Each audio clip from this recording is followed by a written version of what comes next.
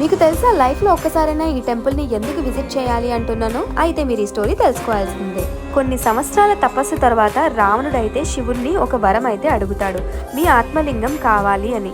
అయితే శివుడు ఆత్మలింగాన్ని ప్రసాదించి ఒక షరతు అయితే పెడతాడు, దీన్ని భూమి మీద పెట్టినట్లయితే అది అక్కడే అతుక్కుపోతుంది, ఇంకా రాదు అని. ఒక్కసారి ఆత్మలింగాన్ని లంకకు తీసుకువెళ్లారంటే ఇంకా రావణుడిని ఎవరు జయించలేరని చెప్పి ఇంద్రాది దేవతలందరూ ఏమో శ్రీ విష్ణువుని వేడుకుంటారు. మహావిష్ణువు తన శక్తిని ఉపయోగించి సంధ్యా సమయం అయ్యేలాగా చేస్తారు.